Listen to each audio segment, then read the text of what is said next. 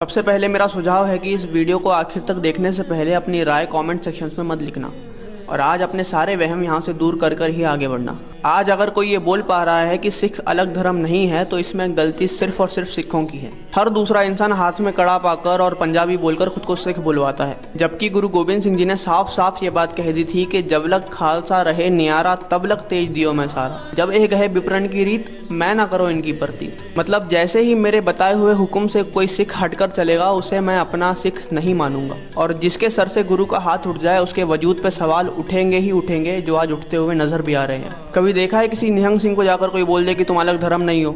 बोलना तो दूर, उनके सामने हम नजरें भी नहीं उठा पाएंगे, क्योंकि उन्होंने उस तेज को संभाल रखा है, उन हुक्मों को संभाल रखा है जो गुरु पिता ने हमें दिए थे। लेकिन जो नॉन सिख है, जिन्हें सिखी का इतिहास नहीं पता है, वो लोग आज देख रहे हैं कि ये लोग भी नशे कर रहे हैं, ये लोग भी बाल काट रहे हैं, इनके सर पे भी दस्तार नहीं है, तो उन्हें ये लग रहा है कि इनमें और हमें फ़र्क ही क्या है, ये भी हमारी तरह ही है, तो ये अलग धर्म कैसे बन गया। तो आज मैं आपको ऐतिहासिक प्रमाण के साथ बताता हूँ कि सिख कौन है और बाकी धर्मों से अलग क्यों है। लेकिन उससे पहले मैं आपको बता दूं कि मैं खुद वेदों को स्टडी करता हूं, भगवत गीता को स्टडी करता हूं और गुरबानी को भी स्टडी करता हूं। खैर, इतिहास में अगर हम वापस आए तो पहले गुरु नानक देव जी से लेकर 9वें गुरु तेग बहादुर जी तक सारे गुरु साहिबान शारीरिक रूप से हिंदू घर में पैदा हुए थे। हालांकि उनकी विचारधारा और जीवनी बिल्कुल विपरीत थी, लेकिन क्योंकि हमारी समझ हमें शरीर से उठकर किसी को पहचानने की काबिलियत नहीं देती, तो हम ये मान सकते हैं कि वो हिंदू परिवार में पैदा हुए थे। लेकिन 10वें गुरु गोबिंद सिंह जी के बाद आप ये बिल्कुल नहीं कह सकते कि सिख और हिंदू एक रह गए हैं, क्योंकि जब गुरु तेग बहादुर जी ने दिल्ली के चांदनी चौक में शहादत दी और भाई जैता जी उनके शीश को अपने सीने से लगाकर कीरतपुर साहिब पहुंचे, तो गुरु पिता और भाई जैता जी के बीच में जो संवाद हुआ उसमें गुरु पिता ने जैता जी से पूछा कि क्या उस वक्त जब ये इंसिडेंट हो रहा था कोई सिख वहां पर नहीं था? तो जवाब मिला कि सिख तो थे लेकिन पहचान में नहीं आ रहे थे। तो उस दिन गुरु पिता ने वचन करे कि मैं ऐसा सिंह सजाऊंगा जो लाखों में भी अकेला पहचाना जाएगा। और वहां पर एक स्टेज ऑफ एवोल्यूशन हुई। ऐसे जीव जंतुओं से होते हुए, जानवरों से होते हुए हम इंसान बने, ठीक उसी तरीके से गुरु पिता ने सिखों को सिंह बनाया और भारतवर्ष की युगों युगों से चल रही गुरु शिष्य की परंपरा को एक नया मोड़ दिया।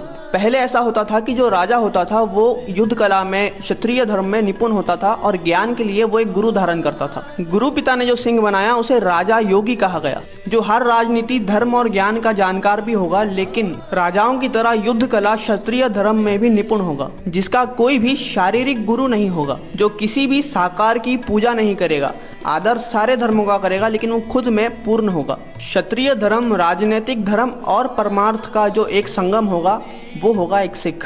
और फिर गुरु पिता ने सचखंड श्री हजूर साहिब की धरती पर अलोप होने से पहले 52 हुक्म दिए। ध्यान रखना, सुझाव नहीं, हुक्म दिए, जिसमें से कुछ 4-5 मैं आपको यहाँ पे बताऊंगा जो कि एक सिख की पहचान है। सिख 52 हुक्म दिए, ध्यान रखना, सुझाव नहीं, हुक्म दिए, जिसमें से कुछ 4-5 मैं आपको यहाँ पे बताऊंगा जो कि एक सिख की पहचान है। सिख सारे धर्मों का आदर करेगा और हर धर्म के पुस्तक ज्ञान का अध्ययन भी करेगा, लेकिन पूजा सिर्फ एक अकाल स्वरूप परमात्मा की करेगा। सिख कभी भी दिखावे का सिख नहीं रहेगा, जिसका मतलब है कि सिख 5 ककार की रहत का पालन करेगा और श्री गुरु ग्रंथ साहिब जी को ही गुरु मानेगा।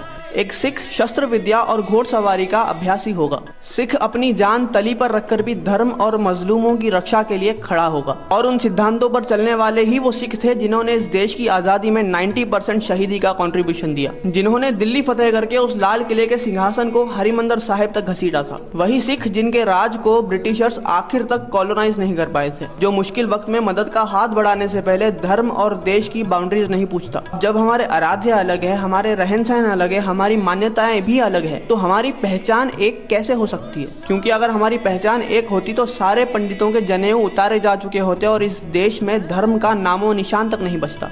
तो अगर आप एक नॉन सिख हो तो अपनी राय बनाने से पहले आपको ये जान लेना चाहिए कि सिख होते कौन हैं, क्योंकि जिन लोगों को आप शहरों में और मूवीज में अय्याशी करते हुए, नशे करते हुए देख रहे हो, उन्हें तो गुरमत भी सिख नहीं मानती, क्योंकि जो गुरु के हुक्मों से विपरीत चला गया उसने अपने आप को सिख बुलवाने का अधिकार भी खो दिया।